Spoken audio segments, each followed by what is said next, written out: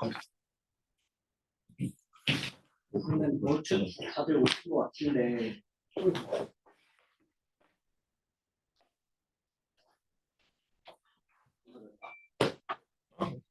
이렇게 나오는 양은 이쪽으로 있었고 지금 손가락 세 개로 양념. 이렇게 네. 그러면 금일 발표 시작하도록 하겠습니다. 네, 오늘 제가 발표 드릴 논문은요. RT-2 Vision Language Action Models Transfer Web Knowledge to Robotic Control 이라는 논문인데요. 우선 보시다시피 구글 딥마인드에서 발표한 논문이고요. 발표한 지는 한 두세 달 정도 지난 것 같습니다. 이 저자들을 보면 뭐 로봇이나 혹은 딥러닝, 머신러닝 분야의 대가들이라 생각되시는 교수님들도 많이 보이는데요.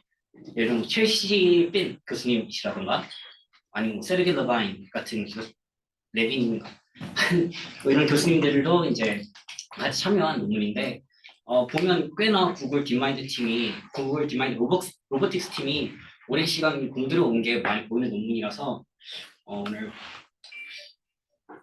설명하는 논문이 아마 딥마인드 생각하는 로보틱스의 방향성이지 않을까 싶습니다. 시작하기에 앞서 최근 로봇들이 어떻게 어느 수준까지 올라간지에 대한 간단한 동영상들 좀 준비해 봤는데요. 이게 보시면 왼쪽에 있는 게 보스턴 다이내믹스가 2021년도에 공개한 아틀라스이라는 로봇의 행동 방식입니다. 그래서 보시면 파쿠르를 하는 거라고 하는데요. 이게 막 다양하게 복잡한 움직임도 많이 할 수 있고 뭐 나중에 보이겠지만 백플립도 하고 아주 장난 아닌 뭐 이런 게 된다고 싶은 수준의 고난이도 움직임들을 보여줄 겁니다. 또 옆에는 유니트리 고투라고 이 애완 로봇을 만드는 회사가 이제 정확히 애완 로봇 용어는 아니고 로봇 강아지를 만드는 이제 회사가 있는데요. 이 회사 같은 경우에는 이제 사용자가 뭐 스피치로 다양한 명령을 준다면 그 명령을 수행하도록 어느 정도 프로그램이 되어 있습니다. 그래서 보시면 뭐 되게 뛰어난 움직임도 많이 보이고 되게 신기한 일을 많이 해주는데 좀 뻔한 리미테이션들이 있습니다. 어떤 문제가 있냐? 얘네가 동영상을 봤을 때는 엄청 잘하는 것 같지만 그 스페시픽한 레버토리 엔바이러먼트에서 잘 되도록 튜닝되는 애들입니다.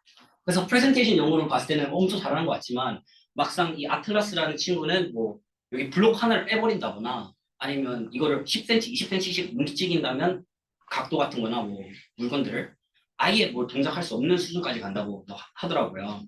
그래서 이 로봇이 결국에는 리얼 월드 디플로이먼트 되기 위해서는 가장 우선 해결돼야 될 문제는 제너럴라이제이션입니다.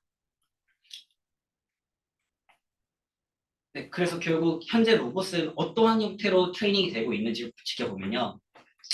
로봇들은 이러한 어떤 공장과 같은 랩 엔바이러먼트에서 보통 학습이 이루어지게 되는데 결국 우리가 원하는 거는 이러한 넓고 브로드한 테스트 디스트리뷰션에서 잘 동작하는 로봇인 만큼 현재 이 로봇을 학습하고 있는 이 트레이닝 프로시저 자체에 큰 문제가 있습니다. 그럼 해결책은 어떻게 되냐? 우리가 이렇게 공장 세팅에서 물건 줍고 하는 이 로봇들을 학습을 시켜서 결국에는 내가 주방의 어떤 보조 도우미로 역할할 수 있는 로봇 만들고 싶다면 어떻게 해야 될까? 간단합니다. 트레이닝 디스트리뷰션 넓히자가 해결책입니다.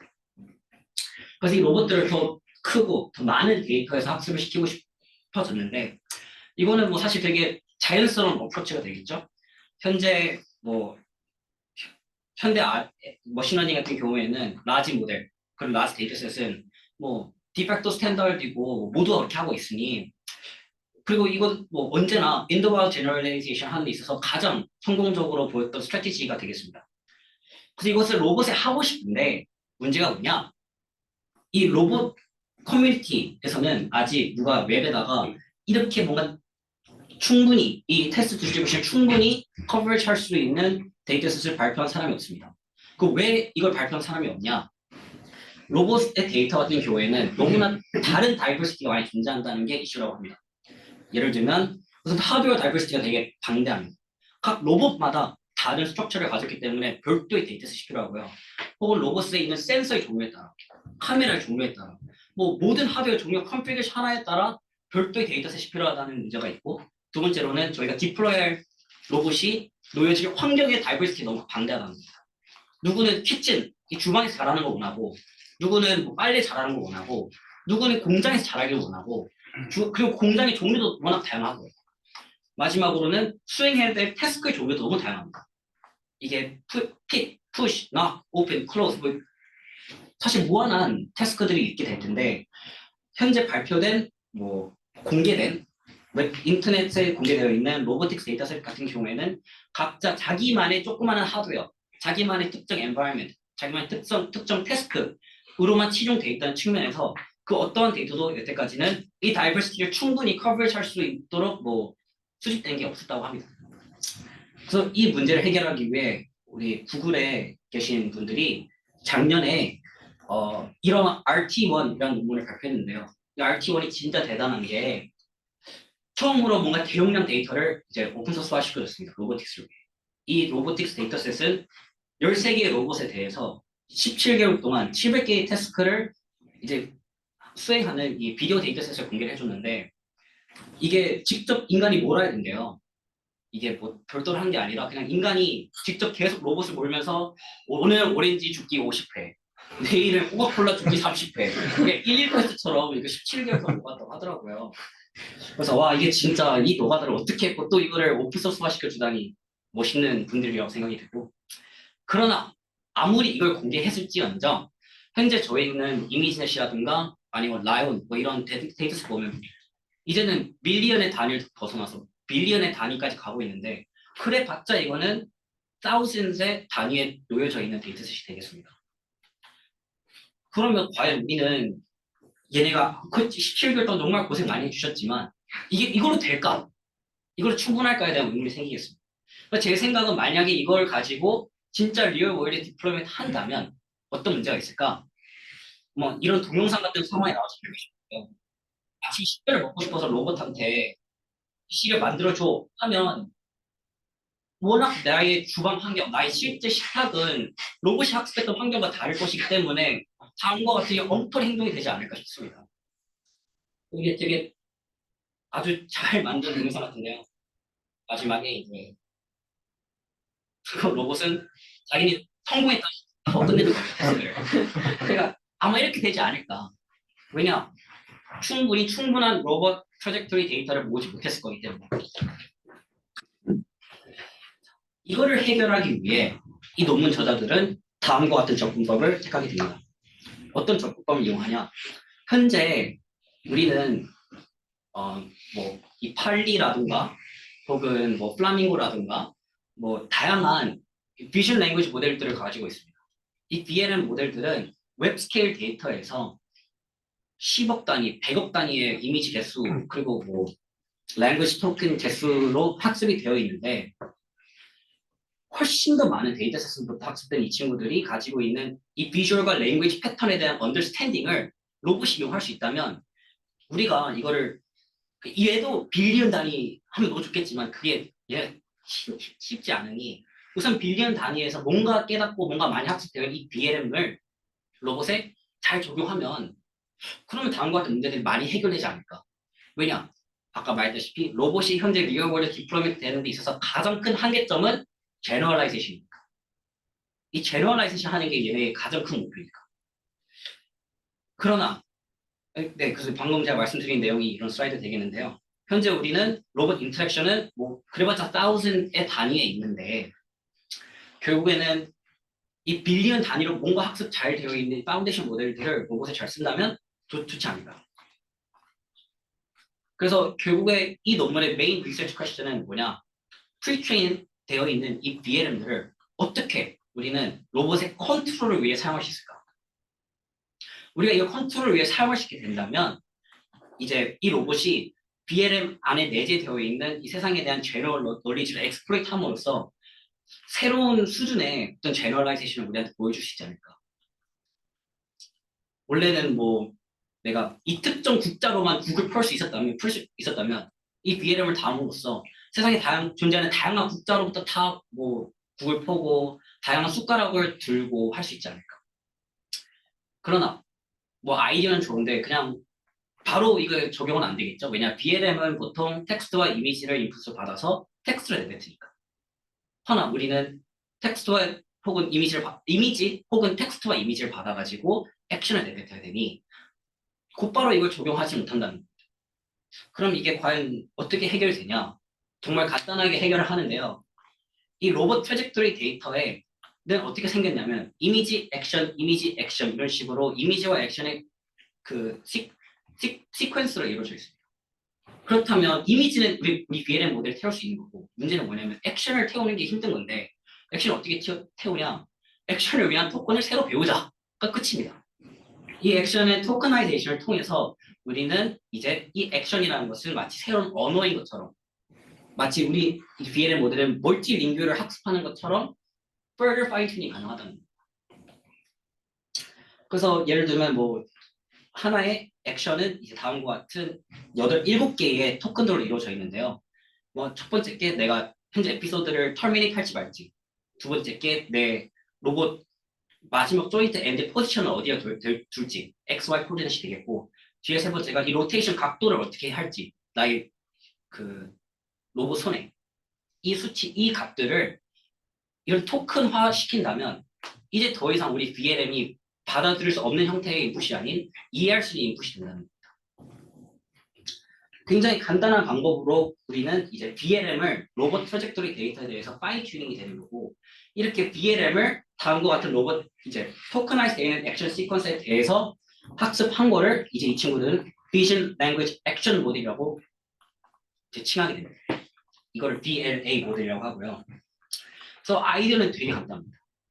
어떻게 하냐? 인풋으로 현재 내 로봇의 현재 상황 카메라와 당장 이 로봇이 어떤 태스크를 해야 되는지를 텍스트 인풋을 줍니다.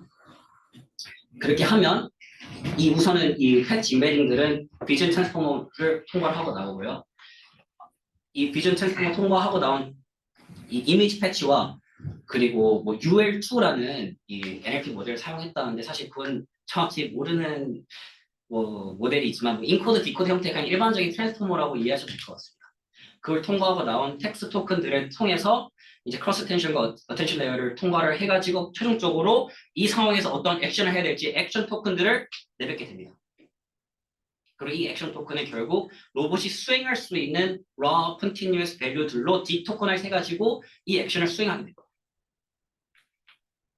정말 간단한 아이디어로 이제 이 VLM을 이제 로봇이 사용할 수 있도록 로봇이 액션을 내볼 수 있도록 바꾸게 됐는데요.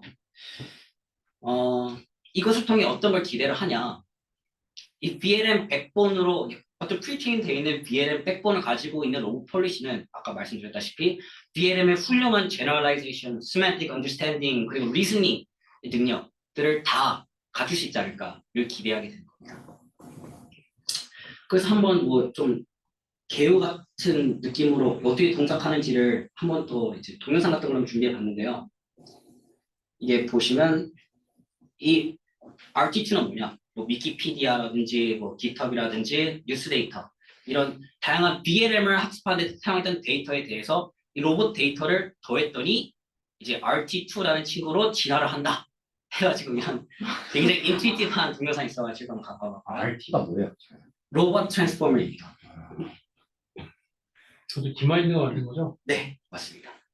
저기는 저게 다 디자인 팀이라고 그러나? 저기도 따로 있는 거 아, 네, 따로 있어요. 네. 이게 보니까 이게 블로그에서 제가 따온 건데 블로그 맨 마지막 줄에 너무 멋있는 애니메이션을 만들어준 누구누구에게 감사합니다. 이런 게 다 있더라고요. 그래서 아마 그런 팀이 따로 있는 것 같습니다. 그래서 뭐 결론적으로 이 TLDR을 하자면 RT2는 뭐냐? VLM을 한 번 더 진화시켜서 VLA로 탈바꿈시킨 후 사용하는 모델이 되겠습니다. 여기에 뭐 트레이닝에 대해서는 그냥 뭐 별거 없이 그냥 우리가 원래 그 넥스트 토ken 프레딕션 하듯이 원래 로봇 데이터에 대해서 further fine tuning 하게 되는데요. 뭐 트레이닝 트릭 같은 것 중에 어떤 게 있었냐면 이제 원래는 이 로봇 데이터로만 학습할 수 있겠지만 뭐 그런 것보다 기존의 VLM을 학습시키는데 사용되었던 다양한 인터넷 스케일 BQA 데이터를 한꺼번에 같이 파인 튜닝해서 이걸 코 파인 튜닝이라고 명하게 되는데 이 코 파인 튜닝 했더니 성능이 많이 올라가더라. 뭐 그냥 로봇 데이터로만 학습해도 많이 오르는데 이게 재밌게도 원래 VLM 학습하는데 사용됐던 데이터를 같이 사용하니까 뭐 아무래도 뭐 catastrophic forgetting 같은 문제가 좀 미리게 되지 않을까 싶긴 한데 뭐 그렇게 하니까 이 로봇 데이터에 대한 트래젝토리 성능 유지가 훨씬 많이 돼요. 아니, 성능이 항상 있더라. 그러니까 저는 사실 뭐 이렇게 했으면 VLM 벤치마크 데이터 스코어가 원래 떨어졌는데 뭐 같이 파인튜닝하니까 VLM은 유지가 되고 로봇도 유지가 되더라. 뭐 이런 거 했으면 그냥 뭐 별거 아니네 싶을 텐데 진짜 신기하게도 로봇과 VLM 데이터를 같이 학습시키니까 로봇의 성능도 같이 오른다는 게 좀 되게 신기한 컴포넌트가 될 것 그럼 같습니다. 로봇 데이터 양은 어느 정도? 로봇 데이터는 아까 보여드렸던 130K 아, 에피소드. 13만 장. 네, 근데 장수로 하면 한 에피소드가 정확히 호라이즌이 어떻게 되는지 잘 모르겠는데 네, 근데 그 트래젝토리가 해봤자 몇 초 안 할 거예요. 한 10초 정도 하지 않을까 싶어요. 그래서 그렇게 게 많지가 않아요, 이제 데이터셋이. 로봇은. 성능 좋아지는 거에 대한 이유는 아직 안 나온 거죠. 성능 좋아진 거에 대한 이유요. 왜 같이 쓰는 게 좋았는지. 네.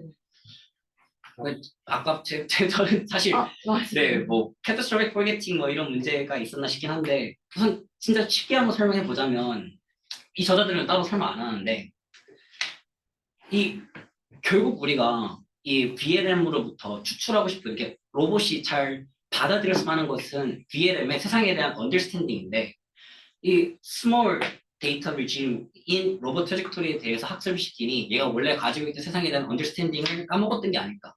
그러니까 오히려 세상의 언더스탠딩이 그만큼 중요하다는 거죠. 이 리스닝 하는 능력, 이 뭐 세만틱 언더스탠딩 하는 능력, 그 능력 자체가 이 로봇의 컨트롤 동작하는 데 있어서 도움이 많이 됐다. 즉 세상을 이해하면 이해할수록 로봇은 더 많은, 더 방대한 태스크를 수행할 수 있지 않을까와 같은 뭐 해석을 저는 좀 하고 있어요. 근데 그러면 어쨌든 랭귀지의 일부로 액션을 포함했다는 건데 네, 두 개가 잘 섞일 수 있는 거에 대한 리즈닝은 적어도 들어가 있어야 되지 않나요? 그거는 이제 어떻게 되냐면 뭐 조금 더 상세하게 이거 어떻게 했는지를 설명해 드리자면 원래 저희 뭐 VLM을 사용하게 된다면 토커나이저가 따로 있잖아요. 네. 이 토커나이저에 새로운 토큰들을 덧붙이는 건 아니고 그 토커나이저에서 가장 덜 쓰였던 뭐 200개, 300개의 토큰들에 대해서 이제 어떤 컨티뉴스 밸류로 매핑을 시켜주는 거예요.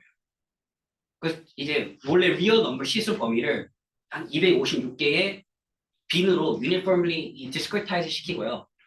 디스크리타이즈 된 거에 대해서 이제 뭐 얘는 이제 이 토큰 132랑 매핑이 되는 거고 뭐 10이라는 숫자는 뭐 5라는 토큰이랑 매핑되는 거고 이런 식으로 어떤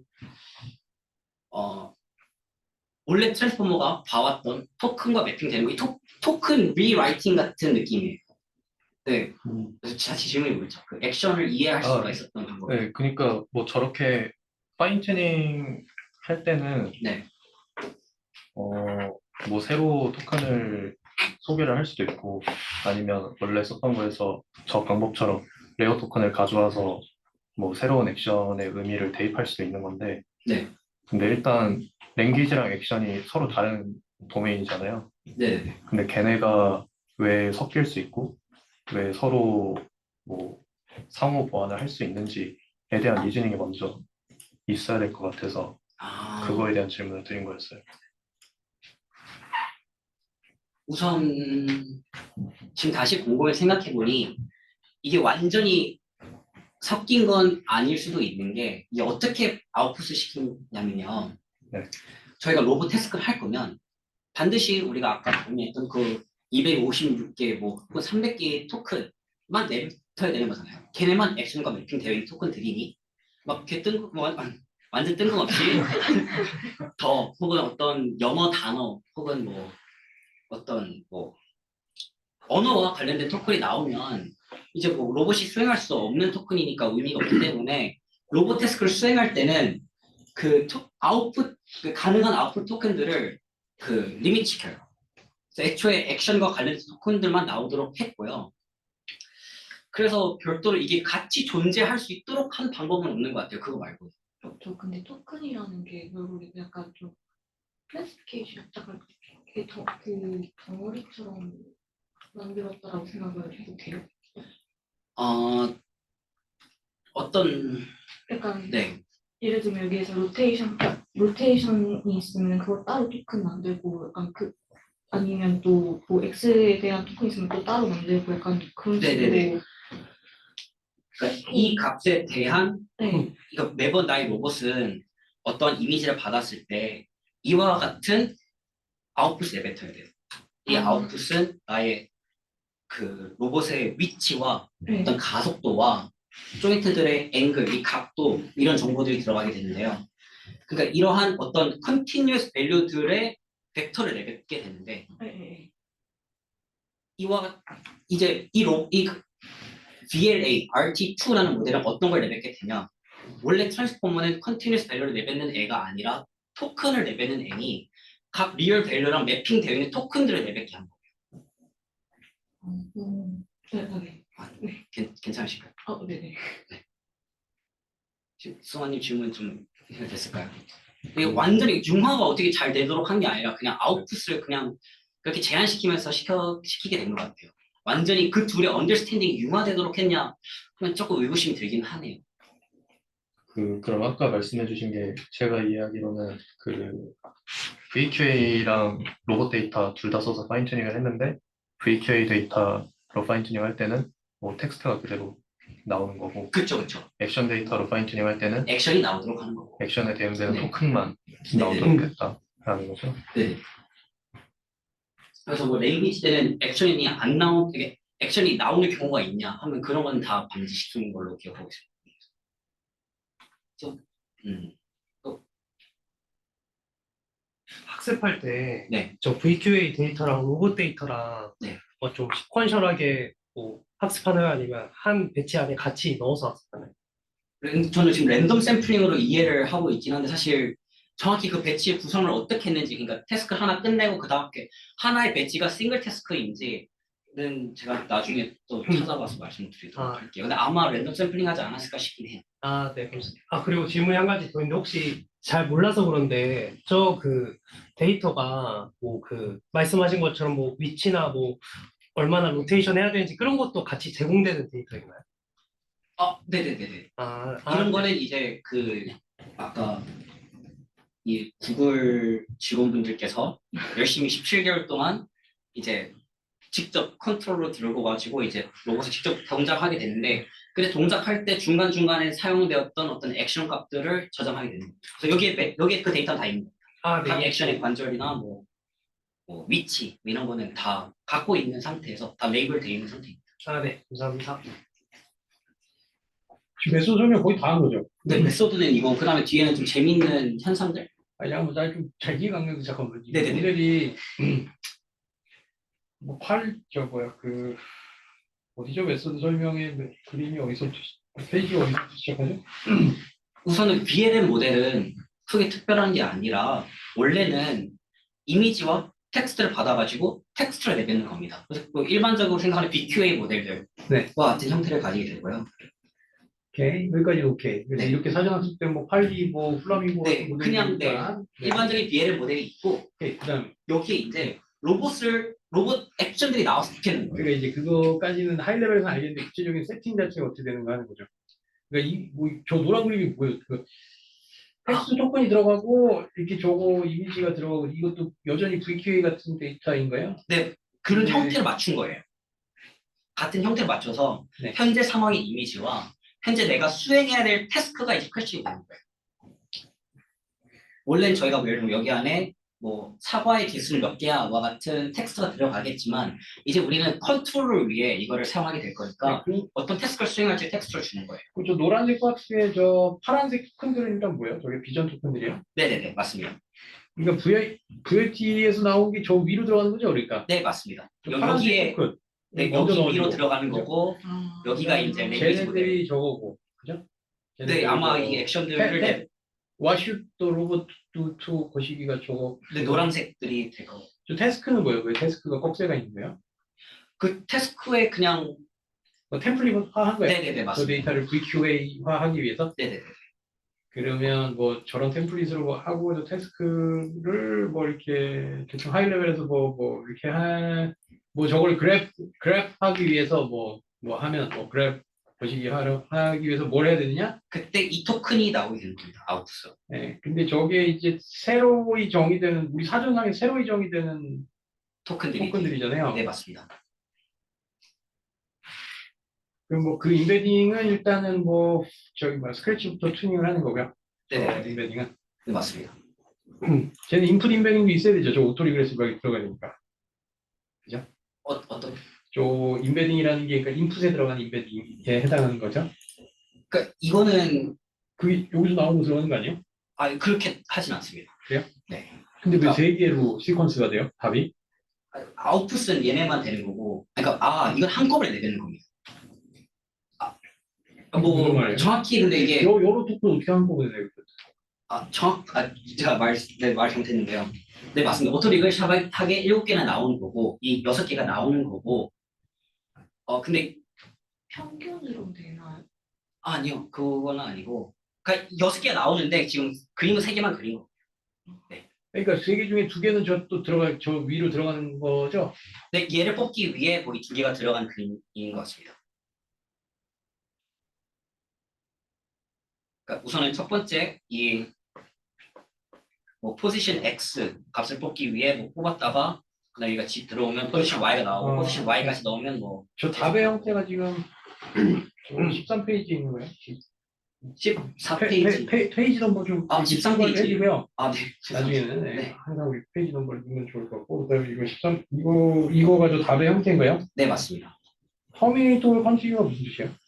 이 에피소드를 끝낼지 말지 나는 이 태스크를 수행을 완료했는지 안 했는지입니다. 왜냐하면 이게 그 로봇 태스크가 뭐 저희가 100초를 주면 제한 시간 안에 태스크를 수행을 완료하면 끝나는 문제니까 예를 들면 제가 100초의 시간을 주어졌지만 뭐 태스크는 10초 안에 끝났으면 90초 동안 나중에 할 게 아 없습니다. 이게 무슨 소리예요? 저게 뭐예요? 저게 답의 어떤 예시 아니야?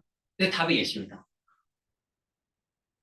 그러니까 근데 이게 이걸 그래프하기 위해서 뭘 해야 되느냐 그러면 얘가 이렇게 회전하고 뭐 이렇게 어떻게 들고 뭐 그게 트랜스레이션 앤 로테이션 아니에요? 저 T와 R 네, 맞습니다. 움직이는 그래서 그거랑 예를 들면 같은 거? 얘가 뭐 여기 이게 뭐 과자 봉지 같은데 이 과자 봉지를 주어야 된다면 다음 액션을 뭐 해야 되냐면 과자 봉지로 이동하는 경로 상의 넥스트 단계가 될 겁니다. 그러니까 곧바로 과자의 위치를 찍어내는 게 아니라 로봇이 과자를 줍기 위해 내 팔 관절이 어디로 가야 되는지 그 다음 순간 다음 초에 어디로 가야 되는지를 찍어내는 겁니다. 뭐 예를 들면 1초 아니면 뭐 0.1초 단위에서의 저 트래젝토리나 그 트래젝토리 간의 어떤 평행이동 및 로테이션을 나타내는 네, 맞습니다. 디스플레이스먼트 벡터라고 해야 될까? 디퍼런스 네. 벡터라고 해야 될까? 약간 그거 다는 거야? 네, 맞습니다. 그러면 저게 한 타임 스텝에서 매번 예측이 되는 거예요, 저게? 네, 맞습니다. 그러면 저 t가 3차원에서 뭐 3개고 로테이션은 왜 3개지? 로테이션이 저런 거 뭐 자유도 뭐 그런 거죠? 네, 네, 네. 3차원에서 로테이션은 2개 아닌가? 큐리? 저건 뭐 조금 뭐 이렇게 네, 이 정확한 로봇의 형태를 제가 이해를 네, 안 하고 있어가지고 그래요. 왜 이게 6개, 7개로 정의가 되는지는 정확히 어쨌건 단위 시간당 얘 움직임을 나타내는 게 평행이동 및 로테이션으로서 6개 리얼 밸류드 된 어떤 벡터가 나와야 된다는 거죠. 네, 맞습니다. 그러면은 그게 첫 번째 토큰으로 그게 저게 그러면 132에 해당하는 예시인 거예요, 저기? 네, 뭐 132가 0.1인 아, 이거 이 그림이 뭐가 되게 좀 이상해. 그 개수도 좀 안 맞고요. 네, 아니, 뭐 그림은 직접 그린 건 아니겠지만 네네. 디마인드가 왜 읽기 그렸대? 조금 개수랑 이런 좀 안 맞긴 합니다. 네. 130, 114, 128 저런 식으로 뭔가 나왔는데 132를 뭐 D 토크나이즈 혹은 저거를 리얼 밸류드 된 6 디멘셔널 벡터로 바꾸면 뭐 저렇게 바꿔주는 뭔가 레이어 같은 게 있는 거라는 거죠. 네, 맞습니다. 그냥 매핑 펑션이 있는 겁니다. 근데 왜 저렇게 그리고 저거 그레이디언트 흥미잖아요. 그거. 다 저거는 토큰으로 배우는 거기 때문에 아니지 저거는 워낙 저거 알그맥스가 있잖아요. 여기는 알그맥스가 여기는 그냥 넥스트 토큰 프로젝션 태스크로 배우는 겁니다. 그러니까 학습은 어떻게 되냐면 그냥 뭐 LLM이 학습되는 거랑 똑같습니다. 아니 근데 저 원래는 저거가 답이 있는 거잖아요. 저거. 네, 액션. 얘가 답인 거죠. 이 저거를 답은 어떻게 토크나 하는 거예요? 이거는 그냥 비닝을 하는 겁니다. 비니? 네. 이 뭐 0.1이라는 숫자 0.1부터 뭐 0.15 사이의 값은 토큰 3이다. 뭐 2에는 네. 7이다. 이런 식으로 비닝이 다 돼 있는. 어떤 형태의 벡터 퀀타이제이션을 하는 거라는가요? 네, 리얼 밸류를 토큰화 시킨 겁니다. 그 뭐 벡터 퀀타이제이션이 아니라 그냥 리얼 밸류, 그러니까 이 0.1, 0.2, 25, 7, 1000, 뭐 180 이런 숫자들을 다 어떤 256개의 토큰으로 비닝을 시킨 겁니다. 아니 좀 벡터고 우리가 비닝하는 거는 스칼라 형태. 근데 뭐 생긴 건 벡터지만 실제로 내 토큰은 이 6개가 나오는 거니 7개가 나오는 거니 첫 번째 3개가 이 앞에 3개고 뒤에 3개가 이 뒤에 아니, 3개입니다. 그러면 저 132 하나가 저거가 아니라 132는 0.1에 해당하는 거예요? 네, 0.1인 겁니다. 네. 아, 114가 0.2고 128이 0이고 5가 10, 25가 25, 156이 마이너스 7. 그러니까 저거 하나가 저 보라색 토큰 하나에 해당하는 저거라는 거죠? 네, 각 밸류 하나입니다. 토큰은 그냥 리얼 밸류를 나타내는 것뿐입니다. 저 컨티뉴어스 밸류를 저렇게 카테고라이즈를 저렇게 해요? 네네. 이 논문에서는 그렇게 진행했습니다. 이 부분은 컨티뉴어스 그 자체로 푸는데 친구들은 이렇게 푸는 것 같습니다. 왜냐면 네, 트랜스포머를 사용하고 싶은 거니까 뭐 어쩔 수 없이 어떻게든 토큰의 형태로 이 컨티뉴어스 밸류들을 매핑해야 되니 이러한 전략을 택한 것입니다. 정확히 왜 256개의 비닝을 했는지 뭐 이런 인투이션 따로 설명이 없어가지고 각 스칼라 하나하나가 256개로 디스크리타이즈 된다는 거야? 아니면은 6개가 다 합쳐서 그러니까 6분의 256이 되는 6분의 256거 안 되잖아. 그건 하나당 256. 아니죠. 숫자는 다 똑같죠. 그러니까 6개를 전부 다 256개의 토큰으로 각각에. 그러니까 네. 델타 X를 256개로 비닝을 하고 아니에요. 그 델타 X, 델타 Y, 델타 Z 뭐 이런 친구들 전부 다 이 256개의 토큰으로 특정 값을 내면 되는 겁니다. 그러면 저 밸류들의 유니언 레인지를 가지고 그 다음에 256개로 비닝을 한다고요? 유니언? 뭐 정확히 그 비닝 프로시저를 어떻게 했는지 뭐 그거에 대한 설명은 없어가지고 제가 그냥 지금 추측할 수밖에 없을 것 같은데요. 뭐 로테이션만 놓고 보면 어차피 180도밖에 못 돌려서 180을 그냥 근데 뭐 얘네는 180이 아니라 그러니까 델타 X, 로테이션 180인데. 델타 X랑 로테이션 X 저런 거가 범위가 다를 거잖아요. 네, 맞습니다. 그러니까 걔네들을 다 같은 스칼라, 같은 종류의 스칼라 값이다라고 놓고 비닝을 하는 것도 조금 이상하고. 아마 그래서 그 소수점 뭐 그러니까 0부터 1의 숫자는 뭐 소수점 두 번째 자리까지 비닝을 시켰다든지. 그러니까 내가 아까 하지 얘기한 않습니다. 유니언 레인지라는 표현이 맞는 표현이죠. 그래서 어쨌든 합집합 같은 형태로 한 다음에 비닝을 한다는 건가? 뭐 그런 게 좀 이슈가 있잖아요. 네, 지금 대충 이해한 것 같습니다. 아마 우선은 그냥 이 예시로 봤을 때는 이 로테이션, 이 도는 전부 다 인티저 발류인 걸로 봐서는 사실 0도부터 180도만 표현하면 끝이잖아요. 그러니까 걔네는 각각 180개의 토큰을 얘네한테 할당하고 360개 필요한 거 아니에요? 아닌가? 아니죠. 근데 마이너스 얘가 아니 마이너스를 그러네요. 마이너스를 어떻게 또 표현할 수 있을까? 똑똑하게. 180은 될것 같은데. 마이너스 아닌가? 그렇지 있으니까. 그래. 네. 마이너스 표현해야죠. 그러니까 하나 비트가 더 필요하거나 아니면 360도로 네. 360개로 하거나. 근데 몇 개의 값을 하나의 토큰으로 묶었는지는 모르는 거 아닌가요? 네, 저희가 정확하게 알 수 없고 그냥 추측밖에 못하는 상황이. 근데 그거는 256개 비닝으로 뭐 유니폼리 비닝을 했다라는 것까지는 아닌데 네. 나는 그니까 X, Y, Z 각각 각각의 통계값이 다를 텐데. 네, 그렇기도 하고 이게 결국은 우리의 그 통합된 사전으로 저게 등록이 돼야 되는 거죠. 네, 맞습니다. 그러니까 X 256개, Y, Z, 로테이션 X, Y, Z 256개 사전에 이렇게 256개의 저기 유니크한 단어들로 차지를 한다면 우리 사전에는 약간 256 곱하기 6개만큼의 보캐블러리 사이즈가 더 추가가 되는 거잖아요. 근데 이거는 그런 건 아니라는 거죠. 네, 아닙니다. 그러면은 저 순서 가지고 얘가 그 다음에는 뭐 델타 Y를 내야 되는 거고 네, 그러면 맞습니다. 그때는 똑같은 카테고리 인덱스로 프리딕트를 했어도 그거는 조금 의미가 다를 수 있다는 거는 얘가 알아야 돼요. 네, 이해를 해야 되는 거죠. 그러니까 그런 거는 조금 다르잖아요. 약간 상황이. 원래 랭귀지 모델링이랑은 같은 사전. 그러니까 이게 위치에 따라서 이 카테고리 인덱스가 약간 다른 의미로 사용된다라는 거는 조금 스탠다드하진 않잖아요. 사실. 근데 사실 언어도 마찬가지 아닐까요? 예를 들면 can이라는 단어가 있으면 얘는 noun일 수도 있고 verb일 수도 있고 뭐 각각의 품사 같은 것도 변하는데 그 단어의 역할도 변하는데 뭐 이런 것쯤이야 쉽게 배우지 않을까요? 뭐 해봤자 6, 7개의 크기에밖에 안 되는. 근데 기존의 우리 랭귀지 모델에서 사용되는 구축되는 사전에서 각 단어의 그런 폴리세미 같은 거, 그러니까 다의어 같은 게 그런 식으로 글쎄 나는 조금 그렇게는 조금 과장된 해석이 있지 않을까. 그러니까 이게 실제로 다른 단어인데 같은 카테고리 인덱스다. 뭐 이렇게 해서 그 단어를 그때그때 맞게 프리딕트한다고 보기는 조금. 근데 있지 않을까? 뭐 verb의 위치랑 noun의 위치가 완전 다르잖아요. 그렇게 해석을 하거나 뭐.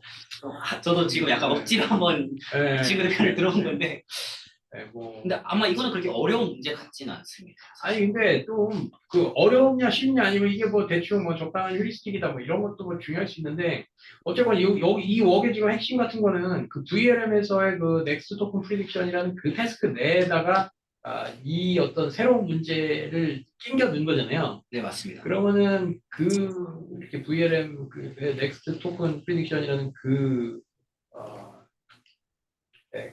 관점 혹은 거기서 이렇게 성립되던 개념 같은 게 이제 유지가 돼야 되는 거잖아요. 뭔가 그런 관점에서는 저게 조금 이질적 그걸 좀 생각이 든다는 거였는데 어쨌건 그건 그렇게 하고요. 이렇게 잠깐만 거기서 여섯 잠깐 헷갈리는데 저 토큰 하나가 6개 사실상 그러니까 앞에 3개만 보시면 그러니까 그림만 이렇게 다 그려준 거지. 뭐 얘는 얘고 두 번째는 114고 세 번째가 뭐 축약한, 뭐 생략한, 뭐 나머지 3개의 토큰이. 그러니까 델타 X 저 트랜슬레이션의 델타 X가 타임 스텝이 1일 때도 있고 2일 때도 있고 있잖아요. 띵띵띵 움직이면 여기서 델타 X, 여기서 델타 X, 여기서 델타 X 이렇게 다. 맞습니다. 그럼 저 토큰 하나가 하나의 카테고리 베리어블을 프린트 해줬을 텐데 그 하나는 저 6개의 값을 다 담고 있어야 되는 거 아닐까? 그렇게 하지 않고 하나의 타임 스텝에 대해서 액션을 다 내뱉은 다음에 실제 그걸 수행합니다. 그리고 이미지가 바뀌잖아요. 그 이미지 또 인플루언스 하는 거예요. 그 순간 액션 그대 내뱉고. 진짜요? 네. 타임 스텝별로 6번. 그거 너무 비효율적인 거 아니야? 그래서 이제 구글 말고 못하는 연구예요. 근데 원래 가마스 폴리시는 이미지 받아서 액션 내줄 항상 써. 근데 저희 그러면 파이것도 그렇게 합니다. 그 위에 있었던 그 막 토큰 그거 학습 방법을 그때 이미지 움직일 때마다 계속 학습이 되고 네, 매번 이제 네. 학습도 하고 매번 인플루언스도 그러면 해야 수행할 수 있는. 그 잡는 순간 터미네이트가 뜨는 거고 뜰 때까지 이제 계속 매번 그럼 그 터미네이트 있는 슬라이드로 가서 네. 그러니까 약간 이런 디테일이 조금 잘 구체적으로 설명이 되면 좀 조금 네. 쉽게 나만 설명해보려다가 그런 거 좋아. 네. 그러면은 이게 그러니까 첫 번째 단어로 지금 여기서 지금 더 할 게 없고 다 된 거다 했으면 터미네이트 혹은 컨티뉴 저 토큰을 먼저 한다면 네 맞습니다. 나는 태스크 끝냈다 하면 터미네이션이 나와요. 그럼 저게 EOS 토큰처럼 해갖고 저게 나왔을 때 그 다음 프리딕션을 오토리그레시브하게 더 이상 하지는 않고 네 맞습니다. 그냥 컨티뉴라고 판단을 하면 쭉 푼다. 다음 인플루언스 또 해봐야 돼요. 네. 그리퍼는 뭐예요? 그리퍼는 이제 이렇게 생긴 로봇인데요. 그 로봇 아이디를 로봇의 이러한 뭔가 손에 뭔가 잡는 형태를 가지는 컨트롤러를 가지고 있는 로봇을 다 그리퍼라고. 이거 걔도 마지막에 프리딕트를 하겠다라는 텍스트. 아닙니다. 이건 그냥 그리퍼의 경우 얘는 그리퍼 로봇이고. 잠깐만 이게 그 답의 형태 아니에요 이게? 뭐 답의 예시인데 아마 이거는 아닌데? 논문상으로는 어디에도 이걸 내뱉는다 말은 없었고 매번 7개를 내뱉는다 했었고 아마 그냥 제 생각은 실제 임플리멘테이션에서는 나는 다양한 로봇을 수행할 거니까 왜냐면 로봇이 종류가 아까 말씀드렸다시피 총 13개니까 내 그리퍼에 맞는 액션 토큰들이 나오도록 하는 뭔가 컨디셔닝 텀을 그냥 보여준 것 같아요. 그렇긴 한데 그 컨디션이라는 거는 보통 인풋으로 들어가지 저걸 이제 뭐 멀티태스크런처럼 마지막에 저걸 프리딕트하도록 감지했다는 것처럼 보이거든요. 네네, 좀 그렇게 했다는 거야? 아닙니다. 그렇게 한 건 아니고. 근데 저기 그럼 마지막 토큰에서 들어갈 수가 없지 말이 안 되죠. 아, 네네. 이거는 그냥 어떤 예시, 그냥 그림 예시라고 생각. 아니요, 이거는 좀 아웃풋의 이슈 같아 보이는데요? 근데 일단 적어주신 그 EX 안에 토큰 개수도 8개긴 하거든요. 저건 아웃풋의 예시니까 다운표까지 그게 해가면 그리고 그러니까 여기는 6개만. 네. 아, 전 슬라이드 네, 그러니까 저 1, 128, 91, 241. 저도 좀 이건 좀 의아했는데 논문에서는 매번 7개만 내뱉는다고 생각했어요. 액션이 7개다. 그래서 그래요? 아마 그냥 이거는 그 어딘가의 컨디셔닝 텀으로 들어가는 게 아닐까 생각됩니다. 왜냐 그리퍼라는 A의 액션 스페이스를 내뱉을 거다. 뭐 이런 컨디셔닝 텀이 아닐까 싶습니다. 아니요, 저 컨디션으로 입력으로 어딘가 들어가면 저게 마지막에 나올 수 없죠. 그러니까 나올기 원하는 것 같지가 않습니다. 그럼 이 예시 저기 왜 들어가? 그 예시가 조금 미스리딩한 것 같습니다. 의미가 있을 것 같아요. 나도 이거 아웃풋의 예시 같은데, 구체적인 그 아웃풋의 예시 같은데. 근데 뭐 당장 뭐 여기 예시만 봐도 그냥 사실 생략을 하고 로봇 지칭해 주는 걸 것 같은데. 저는 그냥 지칭 정도, 그러니까 어떤 컨디션 텀 정도, 그러니까 이 로봇이다, 그리고 로봇이다. 약간 아이. 그리퍼만 할 수 있는 행동으로 갈 수 있도록 만들어주는 약간 매핑 그런 거. 그러니까 그런 단서를 뭐 주겠다라는 취지나 의도나 의미겠다라는 건 우리가 생각할 수 있는데 어쨌건 이거는 지금 어떤 구체적인 아웃풋의 형태처럼 보이잖아요. 네. 그 예시 그런 예시를 목적 혹은 그걸 염두에 두고 이런 거를 지금 제시를 한 것 같은데 만약에 저게 그리퍼 말고 다른 로봇도 있으면은 걸어가는 로봇이 있다. 발 4개 움직여야 되는데 그런 경우에는 또 어떻게 나오는 거예요? 그런 거는 논문에서 제가 이해했던 거는 아웃풋 스페이스를 그렇게 제한시키는 거였어요.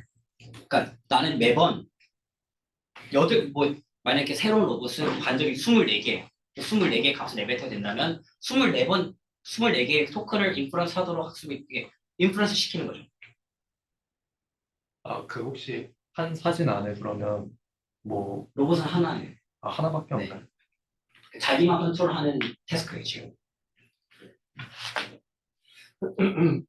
질문 하나 드려도 되나요? 네네. 근데 저게 사실 저 그 아웃풋 저 130, 114 저런 게 사람이 볼 때 약간 자연어 형태는 아닐 거잖아요. 그쵸. 근데 그러면 굳이 저렇게 약간 액션을 저렇게 뭐 특정 토큰에 매핑하지 말고 그냥 아웃풋 자체도 자연어로 좀 자연스럽게 나오게 뭐 X축으로 0.1 이동해라, Y축으로 마이너스 0.1 가라. 이런 게 좀 더 그 뭐 VLM의 그 랭귀지적인 그 능력을 더 잘 활용할 수 있는 거 아닌가요? 근데 결국 0.2, 0.5, 0.3 이 숫자 값이 중요한 거잖아요. 로봇 컨트롤하는 데 있어서. 따라서 결국 이게 더 태스크를 간소화시킨 거죠. 그렇게 그거는 인간이 보기 쉬운 이 내추럴 랭귀지 형태로 리포매트 시켜준 것뿐이고 이게 가장 로봇이 받아들이기에는 그냥 모델이 받아들이기엔 적합한 형태라 생각합니다.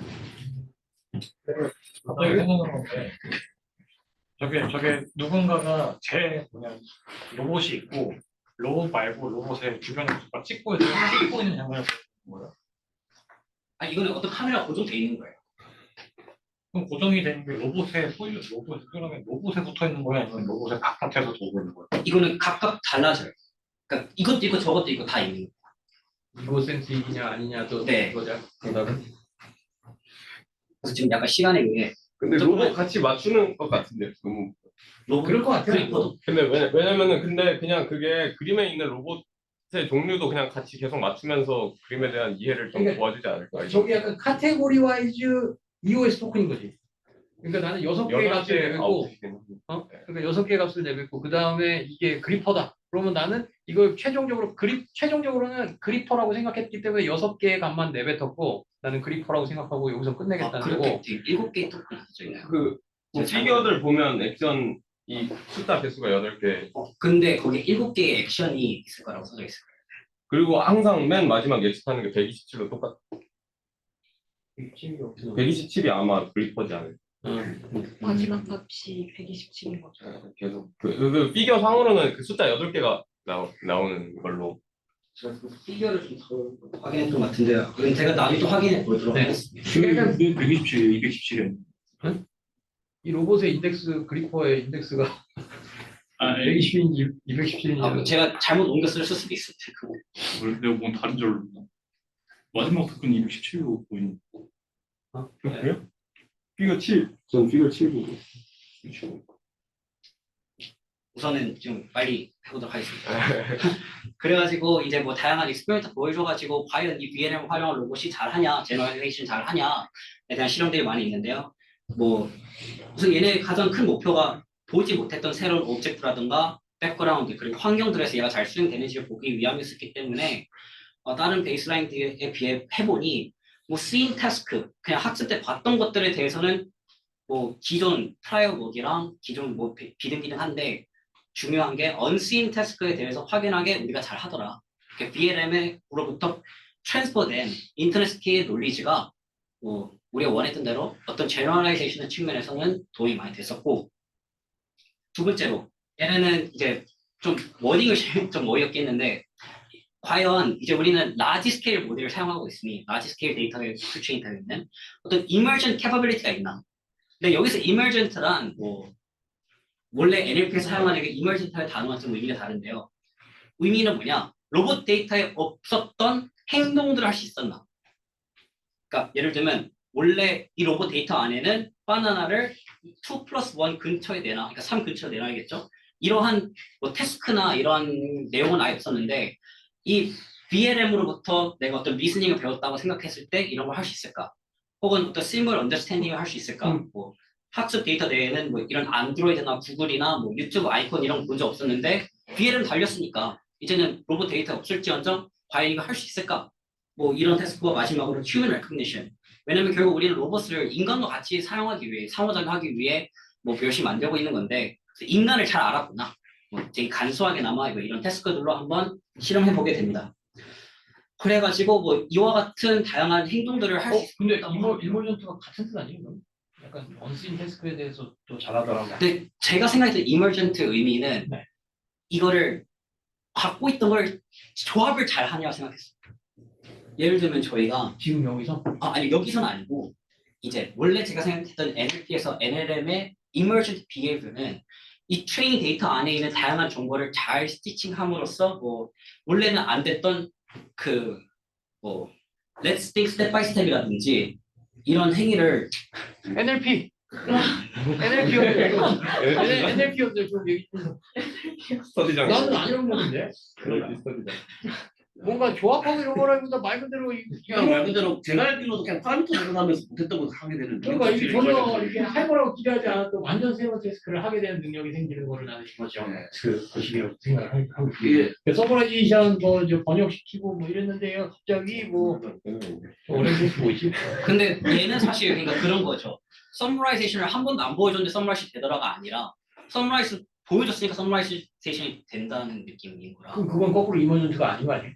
그래서 이제 emergent 원래 우리가 알고 있던 emergent 그러니까 한 번도 본 적 없지만 한 번도 하지 못한 것을 하게 된 건 아니고 원래는 했으나 새로운 오브젝트에 대해서 할 수 있는 느낌이에요. 이멀전트 여기서 말하는 이멀전트라는 게 뭐 모델 크기랑 관련된 이멀전트를 얘기하는 게 아니죠 지금. 꼭 그렇진 않아요. 네, 그 LLM에서 이멀전트 어빌리티 이건 좀 모델 크기랑 많이 연관해서 그러니까 여기서 말하는 emergent는 BLM이 없을 때에 비해 이게 된다. BLM이 있음으로써. 근데 뭐 데이터랑 모델이 커졌다고 봐도 되지 않나? 모델 스케일링이 됐기 때문에 되는 건 아니고 그냥 제 생각은 뭔가 프리트레인 된 걸 잘 썼기 때문에 되는 것 뿐이지 뭐 모델 스케일 했더니 원래 뭐 10 빌리언 때는 안 되던 게 20 빌리언이니까 되더라 이런 느낌이 아니라는 거죠. 근데 저거를 이멀전트가 아니고 그냥 뭐 제너럴라이제이션 으로 저도 똑같이 생각합니다. 아, 네. 그래서 이거는 뭐 어떤 오브젝트, 비전에 대한 제너럴라이제이션이고 이건 어떤 태스크에 대한 제너럴라이제이션으로 저는 이해를 하고 있습니다. 네, 감사합니다. 그래서 이게 좀 되게 재밌게 봤던 예시가 이거였는데요. Pick up the bag about to fall off the table. 이게 되게 재밌는 게 이걸 하기 위해서는 어떠한 이해가 있어야 되냐. 누가 떨어질 것 같은지 그 피지컬 언더스탠딩을 가지고 있어요. 이 여기에 다양한 뭐 여기 과자 봉지 있고 사과 있고 여기에 떨어질 것 같은 이게 있는데 얘가 이제 이 DLM을 통해서 떨어진다는 게 어떤 상황인지 이 시메트릭 컨셉을 새로 이해했다는 거니까 뭐 이런 게 좀 신기했고요. 뭐 동영상을 그냥 보여드리는 편이 좋을 것 같아서 동영상도 준비해봤습니다. 그래서 이런 식으로 뭐 바나나를 움직인다든가 뭐 스트로베리라는 것도 이제 이 다양한 볼 중에 누가 스트로베리인지를 확인하고 내가 갖고 있는 것도 스트로베리인 것도 확인을 하고 하는 작업이 있고 약간 얘가 막 지글지글하네. 네네 저게 약간의 그 비디오 생성이나 비디오 트랜스레이션에서 가장 문제가 되고 있는 템포럴 컨시스턴시 같은 거. 그래서 뭐 근데 사실 이게 지금 2배속이라 써져 있는데 제가 이 동영상 녹화를 한다고 또 2배속을 한 거거든요. 그래서 원래 4분의1배라 엄청 느린 겁니다. 생각보다. 그러니까 사실 엄청 느리게 가고 있다고 생각하시면 될 것 같습니다. 근데 저거 막 뽀사지지 않게 딱 적절한 압력과 힘으로 잡는 게 되게 생각보다 어려운 문제라고 생각해요. 네네네. 여기서는 그런 것도 이게 지금은 현 로봇의 주소는 어디냐? 물병을 못 연대요. 물병의 이 프릭션을 계산할 수 있는 시뮬레이터가 현재 없어가지고, 그러니까 플라스틱과 플라스틱이 만나서 생기는 그 프릭션을 정확히 계산할 수가 없어서 물병도 못 열고 있대요. 그러니까 사실 이 바나나 터지지 않게 죽는 것만 해도 대단하다고 생각하고 있는 것 같아요. 지금. 근데 아까 그거 좀 신기하네요. 잡으려다 놓쳤는데 그냥 당황하면서 한 번 더 막 이렇게 하던데. 그랬어요?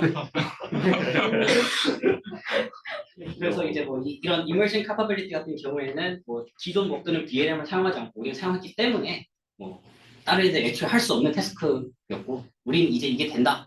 이런 어떤 퀀티티티브한 뭐 수치를 보여주고요. 마지막으로 좀 비슷하게 체인 오브 థ 같은 것도 우리 할 수 있을까?에 대한 질문을 남깁니다. 우선 한번 해보게 됩니다. 그래서 어떻게 우리는 체인 오브 థ를 이 로봇 트래젝토리에 만드냐? 그러니까 데이터 어거미네이션 조금 가하게 되는데요. 원래는 이제 어떤 프롬프트를 주고 어떤 태스크를 준 다음에 프레딕션으로 이 액션 토큰들만 내백했었는데 이제는 플랜이라는 새로운 플랜 스텝을 새로 만들어가지고 로봇이 미리 자기가 수행할 태스크, 액션에 대해서 내추럴 랭귀지로 뭘 할지를 설명하는 단계를 넣어서 한 번 더 학습시켜 보게 됩니다. 이 RT2라는 친구를. 그래서 이거를 Chain of Thought Reasoning으로 이제 얘네는 이제 설명해 주는데요. 이렇게 해보니 이 플래닝 스텝이 새로 생김으로써 이전에는 안 되던 것들이 되긴 되더라. 우선 말로는 설명해주고 수치적으로 얼만큼 이게 됐는지에 대한 내용은 없고 퀄리테이티브하게만 이게 뭐가 되는지만 보여주게 됩니다. 그래서 이것도 동영상 좀 보여드리자면 이제 뭐 이런 다양한 음료수도 있으면 다른 게 뭐냐 하면 플랜은 픽, 바, 초콜릿 이렇게 되는 거고 뭐 이런 체인 오브 థ를 함으로써 이러한 뭐 태스크들의 수행이 성공적으로 된다고 합니다. 아 근데 그 계속 그것도 아까 했던 얘기 또 돌아가는 것 같아서 좀 그렇긴 한데 네. 이거 액션이 8개 인티저 아니 8개 토큰 아이디잖아요. 근데 지금 여기서는 이렇게 보이는데 그럼 또 이상한 게 아까 127이 그리퍼 뭐 그런 얘기 했었는데 저기 로테이션 쪽에서도 또 127 나오니까 그러면은 뭐 중간에 로테이션에서 어디?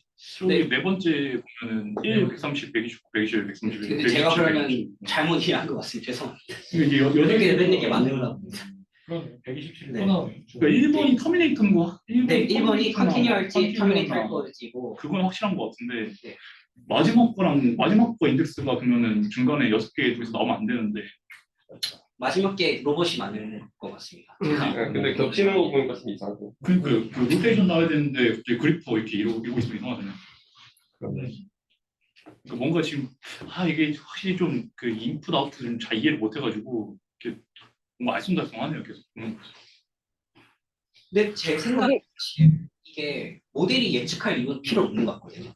내가 어떤 로봇인지는. 아니 이걸 실전 좋든 저건 예측 결과라고 나는 보는 게 맞다고. 그걸 아니 어디서 나와 저게? 그냥 뭐 이게 내가 당신의 이해를 돕기 위해서 마지막에 똑같은 색으로 그리고 이렇게 너무 이렇게 아니 그렇잖아. 이쪽에 숫자로 저렇게 어떤 형태의 인티저로 저렇게 나왔다는 거는 오토리그레시브에서 예측해서 가장 마지막 타임스텝에 나온 토큰 인덱스라고 보는 게 맞지 않게. 근데 로봇을 맞추면 무조건 좋지 않아요?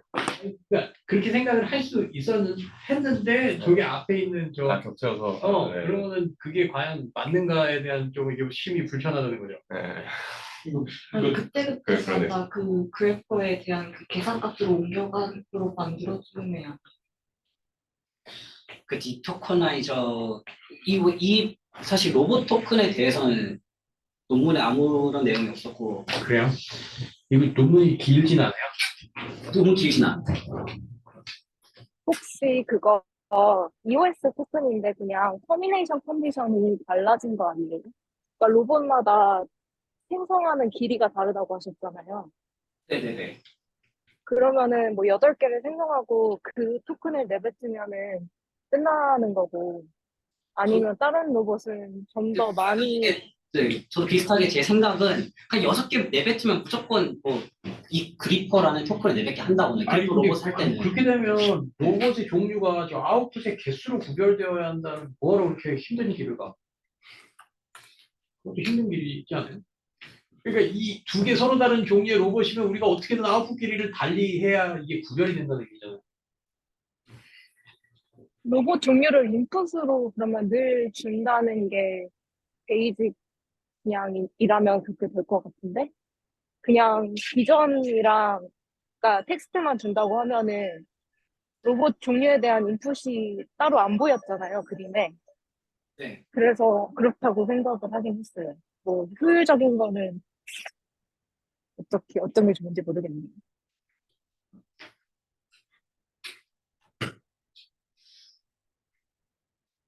아니, 그 로봇 종류를 예측을 했는데 그 로봇 종류를 예측을 한 게 여기서는 크게 중요한 건 아니니까. 그러니까 그걸 생략했을 수도 그걸 다 127이라는 걸로 아니면은 나타낸다. 그래퍼 말고도 다른 종류의 애로 쓸 수 있는데 그 중 하나의 예시를 저거로 든 한 걸, 네, 저는 그렇게 아니면 저 프리딕션이 틀린 거 아니에요? 네 번째에서? 127을 원래 숫자 맞춰야 되는데 제가 그냥 그리퍼. 그러니까 이게 그라운드 트루스라고는 안 써있으니까. 근데 첫 번째에서도 그래요. 아니 두 번째에서도 127이 또 이번에는 그러니까 잘못 예측한 거죠. 그럼 정없이 0으로 가야 돼요? 뭘로 가야 돼요? 아니면은 뭐 원래는 디토커나이즈 할 때 약간 포스트 프로세싱 느낌 마냥 바꿔주지 않을까? 근데 저게 8개 한 시퀀스가 아니라 7 플러스 1일 수도 있다는 거죠, 지금. 네네네. 그러니까 맨 처음 1이어서 컨티뉴였고 맨 마지막에 127이어서 컨티뉴 오 터미네이트에서 터미네이트로 EOS 결정돼서 토큰 아니면 로봇의 종류를 알려주는 텀 정도가 아닐까. 이거는 근데 좀 이상, 저도 이걸 자세히 안 봤었는데 네. 이 토큰을 네. 액션 안에 127 이렇게 있는 것도 좀 웃기긴 하네요. 근데 제가 지금 논문을 봤는데 네. 저 127이 그리퍼 익스텐션이라고 나와 있고 네. 여기를 보니까 뭐 익스텐션의 뭐 수준을 결정한다? 이렇게 나와 있더라고요. 그래서 뭐 127이 여기 그 뭐 뻗는다, 약간 이렇게 좀 앞으로 좀 이렇게 팔이 나간다 이런 거 아닐까? 아까 똑같이 마지막 이게 로봇을 칭하는 거라고 써져 있는데 그림상으로는 하여튼 액션 중간중간에 그게 있다는 게 조금 이상한. 그러니까 저는 6개 토큰이 무조건 나와야 된다고 생각하고 있었는데 1번 하고 120, 128, 126 하고 갑자기 그리퍼, 뭐 135, 123, 네, 이게 127 하고 좀 그리퍼라고 상황이 있어요. 그러면은 뭐 이거는 그럼 제가 한번 알아보고 더 말씀드리도록 할게요. 마지막으로 뭘 못하는지 페일리 케이스가 뭐였냐, 어떤 걸 못하냐, 한 번도 로봇 트래젝토리 안에서 보지 못한 오브젝트 다이내믹에 대한 이해는 없었다. 예를 들면 여기서 레드 마커를 뭐 비디오 게임 컨트롤러로 움직여라 하면 이 펜은 둥글기 때문에 한번 톡 치면 떼굴떼굴떼굴 떨어지는 거예요. 이런 오브젝트 다이내믹스를 이해 못한다거나 혹은 뭐 바나나를 뭐 애플 쪽으로 움직이는 데 있어서 바나나의 센터 매스가 어딘지, 그러니까 얘를 이렇게 뚝뚝뚝 밀면 원래 딱 이 정도만 걸쳐도 뚝 뭐 넘어갈 수가 있는데 이런 자기가 보이지 못한 오브젝트에 대해서는 이 다이내믹스를 이해할 기회가 없었다. 뭐 이런 문제가 있고, 그냥 가장 그리고 문제가 되는 건 뭐냐, 이런 페일리키를 써놔서 이 RT2는 large BLM에 대해서만 된다고 합니다. 그러나 이런 large BLM은 오픈소스 돼 있는 게 잘 없죠. 사실 라바 말고는 없는 걸로 알고 있는데 쓸만한 게 뭐 이런 문제도 있고, 아무도 얘네만 쓸 수 있는 이 인스티튜트만 할 수 있는 문제가 있고, 두 번째는 이 라지 VLM을 리얼타임 인프런스 하는 데 있어서는 너무나 많은 비용이 든다. 이래도 멀티 TPU 클라우드 서비스를 어떻게 어거지를 했다고 써져 있고, 마지막으로는 이제 원래 우리가 원하는 immersive behavior라는 것은 내가 학습 때 보지 못한 스킬, 하지 못한 어떤 행동을 했으면 좋겠는데 그러진 않는다. 그러니까 픽을 배웠으면 픽밖에 못하고, 뭐 풀했으면 풀밖에 못하는 거고, 픽, 풀을 배웠다고 혹시 오픈을 배운다거나 이런 일은 없었다. 그래서 이런 게 앞으로 이 로봇 커뮤니티가 좀 해결했으면 하는 문제고요. 또 빠르게 1분 안에 끝내면, 이게 최근에 한 저저번 주에 아까 말씀드렸던 이 로봇 데이터 열심히 모읍시다의 후속 논문입니다. 그래서 이게 정말 사람 많은데, 여기 뭐 저희 카이스트에 임지한 교수님도 계시고, 그리고 뭐 수많은 이 사람들이 논문에 있는데요. 얘네가 뭐 전 세계에 있는 34개의 연구실이 합작해가지고 22개의 다른 로봇 타입에 대해서 엄청 열심히 데이터를 모았거든요. 그래서 열심히 모은 데이터로 이 RT2를 한 번 더 뽑아봤더니 기존에 비해 뭐 3배의 성능의 향상이 있었고, 이제는 원래는 스페이셜 언더스탠딩이 안 됐었는데, 예를 들면 사과를 천 근처로 놔라 하면 꼭 근처 놓지 않고, 아까 저희 뭐 캔을 HV에 올리라 했을 때 뭐 올리던 만든 그쪽 움직이긴 하지만 뭐 이런 문제가 있었다면, 이런 스페이셜 언더스탠딩이 좀 새로 생기는 것 같아요. 좀 되는 것 같다. 이 데이터를 키움으로써 해가지고 이제 이런 지속적인 모델 사이즈 스케일링 혹은 데이터셋 스케일링을 통해서 언젠가 우리도 LLM 아니면 뭐 비전 트랜스포머처럼 굉장히 좋은 캐파를 가지는 캐퍼빌리티를 가지는 로봇 컨트롤러를 얻지 않을까를 기대하면서 오늘의 랩 세미나 발표는 마치도록 하겠습니다.